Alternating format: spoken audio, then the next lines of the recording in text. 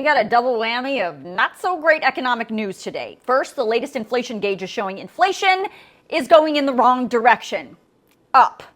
And also, we learned more people are filing for unemployment. In fact, new unemployment claims hit a level we haven't seen since 2021. So I'm going to explain each of those things in detail in this video. Let's start with the August Consumer Price Index report, which found inflation heated up between July and August, increasing 0.4% month over month. Now, we haven't seen a month over month increase like that since January of this year. And even more concerning, according to this new report, inflation is up almost 3% between August of this year and August of last year. Let me be clear. These numbers prove inflation is going in the wrong direction. And you're feeling it because the biggest increases that we are seeing are in the basic necessities of life. According to the report, food was up 0.5% between July and August of this year and up more than 3% year over year. Shelter was up almost 0.5% between July and August and was up more than 3.5% between August of this year and August of last year. And gasoline for your car also jumped up almost 2% between July and August of this year. But it is lower than it was last year.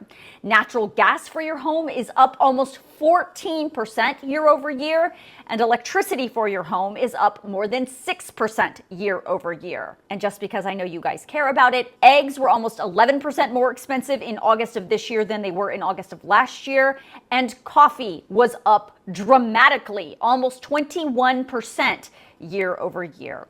On top of that, as I mentioned, more people are filing unemployment claims. According to the Department of Labor, for the week ending on September 6th, 263,000 people filed for unemployment. That is the highest level for initial claims that we have seen since October of 2021. The Labor Department says as of August 30th, the number of people receiving unemployment benefits was almost 2 million.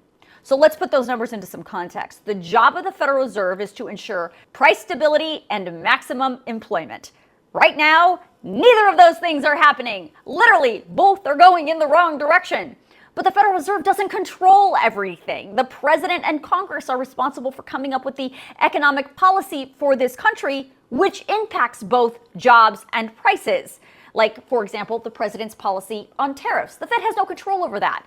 The Fed can only react to those policies. And the way they react is by either increasing or cutting interest rates. Cutting interest rates would make it easier to borrow money for you and me and American businesses, and increasing interest rates makes it more difficult.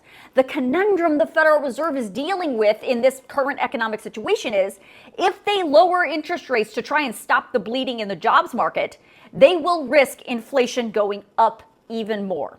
And if they keep the interest rates steady or increase them, it possibly could get inflation down, but it would also likely make the jobs market worse and leave more people out of work. So what are they going to do? Well, most experts believe that the Fed will cut interest rates when they meet next week. The question is, by how much? Of course, I will follow that, and I will keep you posted. But if you want to read either of these economic reports for yourself, I'm going to email them out to you in tonight's Facts HQ email, so make sure you sign yourself up.